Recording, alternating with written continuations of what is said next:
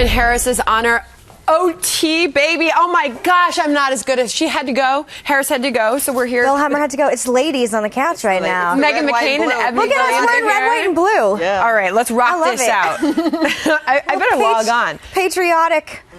Log on to Facebook.com, and we'll also be watching Outnumbered Overtime on the web. So thank you for joining us and weigh in on this show. What a historic day. Yeah. Amazing. Yeah. And Meghan, last night, take me through it. You're at home. Where are you? Where are you watching the election? I was doing my radio show until 9, and I had a bunch of people texting me saying it was over and Hillary was going to win. And I said, not so fast. There's still numbers coming in from Florida that don't look good for her. And I was texting a lot of friends telling them, I said, I told you so, Patch, the who's leaving right now, who does the stage managing. Yeah. I've been saying Trump's going to win for a long time, right, Patch? And I feel so validated. I really feel I really feel validated. So many people kept telling me, and sending me that a bunch of polls in Vegas and places were saying, oh, she's going to win, and 538 had her way up, and they were wrong. That's such a cool shot. People are weighing in. Ebony, I'm going to let you go. Megan and Ebony, I love you both. They're clearly watching you in your red and blue in that that shot there. So in my I told you so moment last year, last summer, summer 2015, I made a bet with a good friend of mine, a lawyer. I said, look, dude, I'll take you out for like a $300 steak dinner on Trump winning. He was totally in the tank for Hillary. I said, this is why. Trump is uniquely positioned as a Republican to change the way this map looks. Now, I will say, as over the course of the election, I thought for sure some of Trump's kind of self-implosions would cost him, right? The Access Hollywood tape, some other things he said on the stump. But I always saw this opportunity, this kind of Pennsylvania specifically. Yeah. I said that specifically. Yep. I said that on Varney and Co. I said it. You said it on here. And here, right? Anyone naive to the ability, the potential for those states to go populist, because it's not about red or blue for a lot of those communities. It's about what makes their day-to-day feel better, more accessible, more prosperity, and that was Donald Trump for those people. So, look, I was, I'm not an over-believer in polls either, Meg. We talked about that. But I was like, if everyone's saying this, maybe there's some truth to it. But I was not stunned like a lot of people were, because there was always the opportunity for this. And America really wrote Donald Trump a blank check of sorts around, if you stick to these points in your message, we will give you plenty of latitude. And so social media has been such a big part of this election. What do you make this morning as you woke up and looked at the reaction on the web? What did you make? Hollywood celebrities going crazy is my everything. My everything. I love nothing more than everybody in Hollywood having a meltdown. You two both know how much I hate LA and people in Hollywood. And, Seth MacFarlane in particular was tweeting, something along the lines of, we have to be better with our rhetoric. I remember when Seth MacFarlane called my father Hitler. So you want to talk about the rhetoric people use and famous people use? You're just as culpable as everybody else. That's been my interesting. It's been interesting to see people have meltdowns on Twitter. I'll say that about the celebs, Sandra. So many people were thinking that Jay-Z and Beyonce being on the stump for her, Katy Perry, all these kind of, pop superstars were going to bring it home millennial-wise, and again with the, black and brown and more diverse voters. People didn't buy it. People will go to a Jay-Z or Beyonce concert. That's not translating to support for Hillary Clinton. That otherness, that disconnect is ever present, and I don't think our campaign ever got that. So Phyllis Coviello is weighing in on Facebook saying this was a silent revolution. Read the Declaration of Independence loosely, quote, when a government is too oppressive, the people have the right and responsibility to remove it. We did with our votes. Go back and look at the electoral map. Yep. Not wrong. Not wrong at all. Not wrong.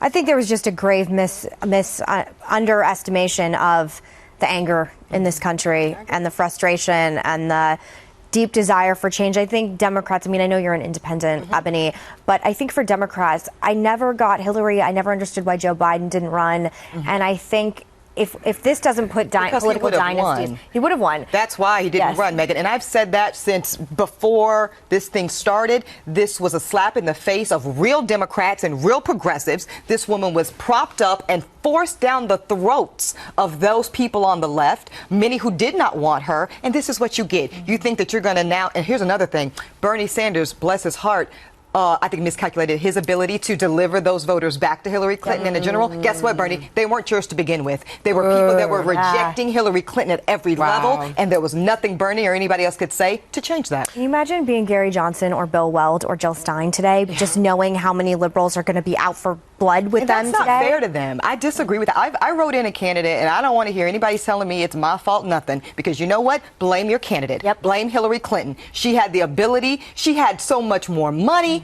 She had more ground game. She had more of everything, and she still couldn't deliver. Wow. I wrote in too. So sometimes I disappear reading all these comments because we are hitting records on especially on our online chat. Awesome. So thank you for weighing in. They loved the show today. Oh, good. And a lot of people are talking about some of the interaction last night across the networks. Of course, a lot of us had the opportunity to channel flip, see what was going on. Very different analysis and reaction during election night. If you were watching different cable networks. I was flipping through. You know, it's just, again, I mean, there's so many people I know in the media that are, you know, people I would consider friends that are very leftist, that to say they were shocked, I mean, this is the shock of their life. And again, I feel like if you're talking to real Americans, if you want to be a, quote, unbiased journalist, you can't just talk to people that hate Donald Trump and that hate Republicans and call them Nazis. And it's going to be a fascinating analysis of what went wrong in journalism as well. And jump to this knee-jerk, right, around who a Donald Trump supporter is and why they're supporting him. I think that didn't serve anybody on the left or in mainstream media either. And I think that was very, very not only unfair to his supporters, which I think, you know, represent different rationales, but also stupid, just plain stupid. It did nothing for their ability to be successful strategically. I'm still laughing about the celebrities. It seems to be the hottest topic on Twitter as I check again.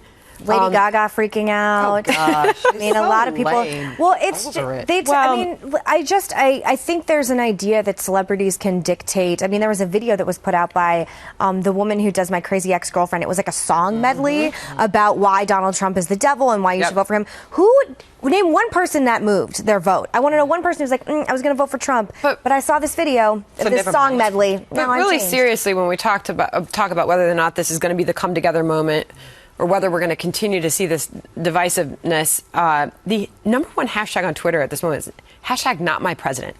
Number 3 is hashtag still with her.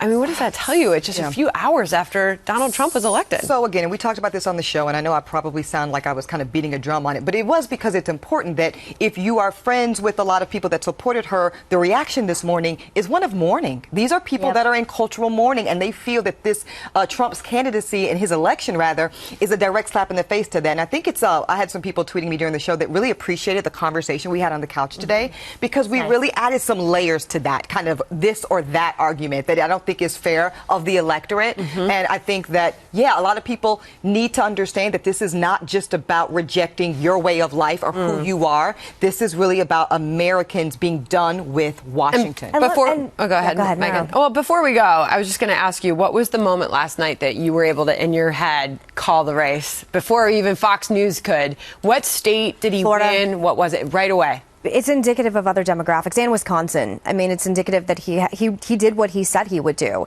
He brought over Rust Belt, white non-college educated men across the country, and it used to be a demographic that Democrats had in the bag that President Obama lost for them by a lot. Amazing. Final words from you, Ms. Ebony. Yeah, from me, North Carolina. That's my home state. I'm proud of it. And look at North Carolina. It showed out for Trump, but Democrat governor. So it goes to show you, this was not, I really want to reiterate this. I don't think this was as red and blue as everyone kind of can see it. This was Trump sending a very special and specific message, and it resonated. An amazing night. Totally agree. All right. Well, thank you to everybody for logging on to Facebook at Outnumbered Overtime. Great show. Thanks for having you guys. And we'll see you tomorrow at noon Eastern.